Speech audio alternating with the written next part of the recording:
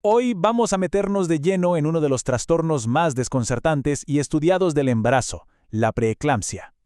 Suena curioso, ¿no? La enfermedad de las teorías. Pues se le llama así porque por más de 100 años la comunidad científica ha estado en una búsqueda casi detectivesca para encontrar una única causa, sin éxito. A ver, en papel la definición nos dice que es una complicación del embarazo con presión alta y señales de daño en órganos como el hígado y los riñones.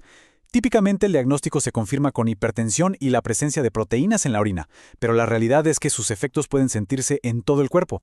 Y aquí está el punto clave, el que lo cambia todo. Quizás el error ha sido buscar una sola causa. Lo que se entiende hoy es que la preeclampsia no es una única enfermedad, sino un síndrome. O sea, un conjunto de síntomas al que se puede llegar por muchos caminos distintos. Ahora sí, vamos a explorar esos caminos. Durante décadas, si no es que un siglo, la principal sospechosa siempre fue la misma, la placenta. Específicamente, se pensaba que todo empezaba con un problema en cómo le llega la sangre. Fíjense en esto. En un embarazo normal, las arterias espirales de la madre sufren una transformación increíble. Se ensanchan para convertirse en verdaderas autopistas de flujo sanguíneo hacia la placenta. Pero en muchos casos de preeclampsia, esa transformación no ocurre. Las arterias se quedan estrechas, contraídas. Y claro, cuando esa transformación falla, se produce una reacción en cadena. Primero, las arterias no funcionan bien. Segundo, el flujo de sangre a la placenta disminuye, lo que se conoce como isquemia. Y tercero, la placenta, al estar estresada por esa falta de oxígeno y nutrientes, empieza a liberar sustancias dañinas al torrente sanguíneo de la madre. Una de estas toxinas clave ya tiene nombre y apellido, SFLT1. Pensemos en esta proteína como un agente que se vuelve rebelde. Es liberada por la placenta estresada y viaja por el cuerpo de la madre atacando el revestimiento de sus vasos sanguíneos. Este ataque es en esencia lo que causa la disfunción generalizada que define al síndrome. Pero ojo, culpar solo a la placenta sería quedarnos con la mitad de la historia. El estado de salud de la madre antes y durante el embarazo también puede estar preparando el escenario para que todo esto ocurra. Condiciones que ya existían o que aparecen con el embarazo, como la obesidad, la diabetes gestacional o incluso trastornos del sueño, tienen algo en común. Generan un ambiente de inflamación crónica y resistencia a la insulina. Este ambiente vuelve el cuerpo mucho más vulnerable a desarrollar preeclampsia. Y esto no es una suposición, los datos son contundentes. Miren este gráfico.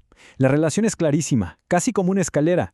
A medida que el índice de masa corporal previo al embarazo aumenta, la probabilidad de desarrollar preeclampsia sube de forma proporcional.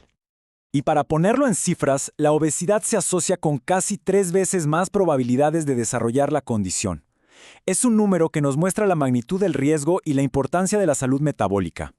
Y cuando parecía que el rompecabezas ya era bastante complejo, la ciencia descubrió que hay factores externos, cosas que vienen de fuera del cuerpo, que también pueden encender la mecha de la preeclampsia. Es realmente sorprendente. Se han encontrado vínculos con la inflamación crónica que puede causar una enfermedad en las encías o incluso con un desequilibrio en la flora intestinal. Hasta las bacterias del intestino parecen jugar un papel. Pero la pista más reveladora, una que de verdad sacudió los cimientos de lo que se creía, llegó de la mano de un evento global que nos cambió a todos, la pandemia de COVID-19. De repente se empezó a ver un patrón. Un estudio encontró una conexión directa y alarmante. Cuanto más severa era la infección por COVID-19 en una persona embarazada, más alto era su riesgo de desarrollar preeclampsia. En casos graves, el riesgo se multiplicaba por 5. Y aquí viene la observación que fue un verdadero punto de inflexión. Algunos reportes médicos notaron algo increíble.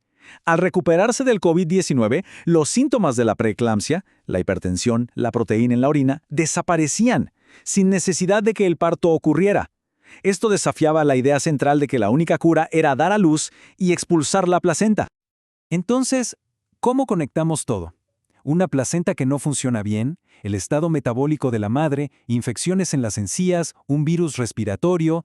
¿Qué tienen todos estos factores en común para terminar en el mismo lugar? La respuesta es que todos estos caminos, por más diferentes que sean en su origen, convergen en una misma vía común. El destino final de todos ellos es el mismo, causar inflamación y un daño generalizado en el endotelio, que es la capa que recubre el interior de todos los vasos sanguíneos. Este esquema lo resume de maravilla. Por un lado, la isquemia de la placenta libera la proteína SFLT1. Por otro lado, el virus SARS-CoV-2 infecta a las células directamente. Dos mecanismos de ataque distintos, pero ambos terminan en el mismo campo de batalla, el endotelio. Y el resultado es el mismo síndrome clínico. Y esto nos deja con una pregunta final, una que está llena de esperanza.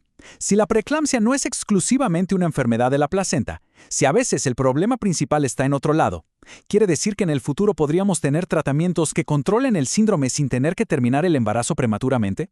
La posibilidad de salvar tanto a la madre como al embarazo, bueno, eso abre un nuevo horizonte para la medicina.